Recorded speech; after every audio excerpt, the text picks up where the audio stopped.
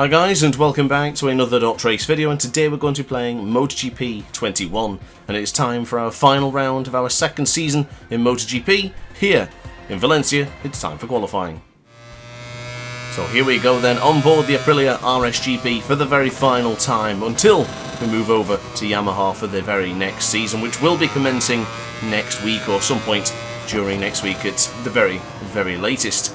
Now, I'm very excited about starting the next season with Yamaha. Of course, we've had a fantastic couple of seasons with Aprilia, and in a way I'm sad to see it end, but I think I'm ready to tackle on a new challenge and just to really give a try to another motorcycle, because the majority of my time playing MotoGP 21 I have been using the Aprilia, and I had a little bit of a little run on the Yamaha, and I do find it does feel fantastic. I've also decided not to continue with the career mode aspect, which is kind of backwards considering I did want to do the upgrades to the junior team, but I have an explanation. I've decided to change the calendar to the original calendar we had this year, so the actual calendar that finished the end of the 2021 season, and ran with that, so things like double Qatar, double Misano, and of course even double Red Bull Ring Austria. So unfortunately we do miss out a couple of tracks, but it's going to be very interesting. Also, I think we do have double Portimao as well, so that's also another fantastic track to battle on, so I'm very much looking forward to those. I also would want to keep the races to a minimum, because MotoGP 22 is not far away, and I would really like to make sure this championship is complete before moving over to the next video game. So yeah, upon that note, I'm very excited. I hope you guys are too.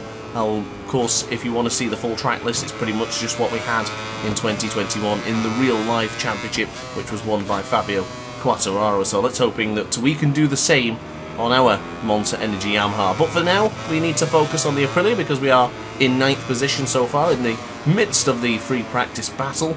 Now, I don't have much potential here in Valencia. I do feel strong, but for some reason I always tend to struggle in the qualifying here in this magnificent circuit. The race may be different, but for some strange reason I just find that I don't ever get into the tops. Oh goodness me, massive contact there with Joan Mir, but I was going to say I don't think we'll ever get to the top of the session here in Valencia. It didn't happen in Moto 3, it didn't happen in Moto 2. In fact, we had a very tough race in the Moto 2 race, but MotoGP is also another difficult challenge here in Valencia for Matt Grant.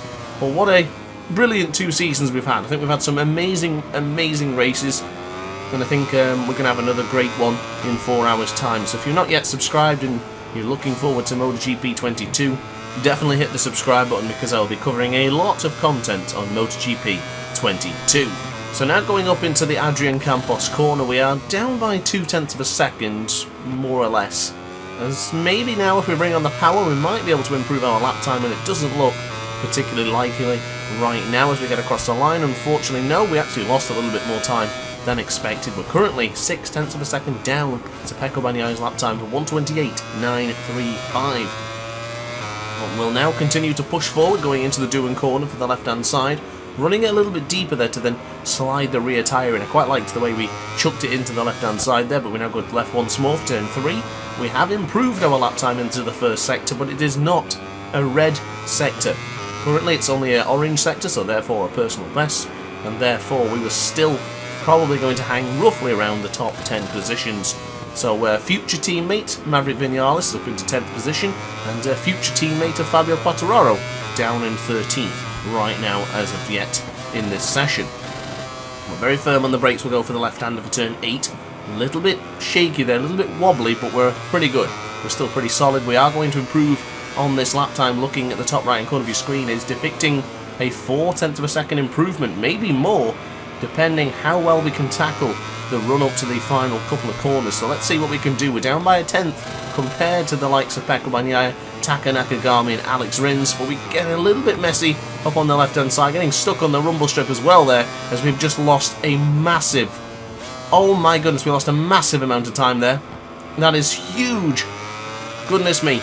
Well, we'll bring on the power nonetheless, give it everything we've got, get across the line, and hopefully this puts us back up into the top 10.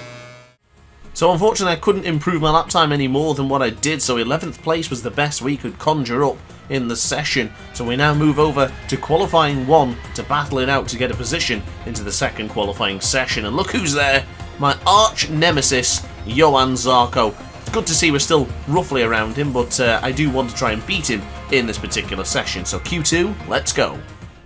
So here we go then, this could potentially be our final qualifying session of the year. If we move up into qualifying 2, then we've got 2 in this particular video, but if not, it'll be our last qualifying of MotoGP 22. So if you're not aware as well, I am deciding to skip the qualifying next season, in the next season with MotoGP 21, with the Yamaha of course. I will be doing the qualifying by myself, but I'm not going to be making the videos on there. We're going to be doing like a 1 lap or 2 lap sprint, seeing what happens, and then leaving that. And pretty much what I do for the videos now, but it just won't be covered. One thing I will mention is I've toyed around with changing the electronic settings, especially the anti-wheelie, and I've got to say I think I found something that has really changed the amount of speed that I've got with these bikes, from the Aprilia to the Yamaha. So I'm very excited to see what we can do and what we can produce with this new electronic settings that I'm running as we get a little bit closer to Luca Marini. As Luca Marini all over the place, it's like a race, it's almost as, oh, never mind. I guess it is kind of like a race, but unfortunately Luca Marini has gone down after getting a bit closer comforts with Grant, who's on your screen right now. But we're now going to the left hand side, just briefly to chuck it on the left hand side. Do not touch the rumble strip, because we noticed how bad they had a detriment in the previous lap when I was on the practice session just a moment ago. We're now bringing on the power with power setting 3. This theoretically should put us to the top of the timing sheet. Does it? Across the line we will go? We certainly do. Up by a whole second, but I'm guessing that is not the best we've seen from Jorge Martin or Aleix Espargaro, or even Vinales. Actually, speaking of teammate Aleix, he is already fastest into the first sector, so he's a little bit further ahead of us on circuit right now. The same as Valentino Rossi, who's just taken a personal best sector into the first split, as Grant takes a nice chunky red sector going into the first one. This could be pretty decent actually. Maybe we will be moving into qualifying 2 after all. It would be a nice way to bow out of the Aprilia saga with a nice good position with the qualifying, because it's something we've always struggled on, and possibly a very strong race. If we can get the race victory, that'd be something else. But even going into Qatar, we've struggled in there as well, so I don't think we're going to break any records like winning on one bike and winning on the same race for the different bike. I don't think we'll be doing anything like that. But you never know. You really, really never know. So on the right hand side we'll go now for turn 10. Keep it nice and snug for turn 11 if possible, and then slowly bring on the acceleration, not spinning up the rear too much. Possibly going to change it to TCS 2 as well. I do find that TCS 3 sometimes reduces power a little bit too much for me, so we'll see what happens. But look at the left hand side of your screen, ladies and gentlemen. Every single rider right now, red sectors. Aleix Espargaro goes top with a 45,000th of a second gap to the man on your screens right now. We'll bring on the power and hopefully we can improve, but it doesn't look like we're going to make it across the line. We are going to not improve. So back into the pits, change over with the tyres and running the soft front and the soft rear combination. 2 minutes of the session remain. This is it. Johann Zarco, fastest man on track with a 128.472. His teammate in second position, so they're both the sort of Pramac Ducati boys are going to go up into Q2 for this Valencia circuit. But Grant, fastest man into the first split. Is this going to be what we need? Running it a little bit wide, a little bit onto the green there. I'm surprised the game did not invalidate the lap time there, but it looks like everything's okay. I guess we'll just ignore that for now. So we're now going the left hand side. Keep it nice and snug to the apex with the Angel Nieto corner. Bring on the power, bring on the acceleration. Oh, we lost a little bit of time there, but I do feel strong going into the left-hander here as we just touched the grass ever so slightly, as we now run it a little bit deeper into the left-hander of turn 8. Now bringing on the power once more. Keep it to the left-hand side, chuck it to the right-hand side. Now going for the tighter apex if we possibly can.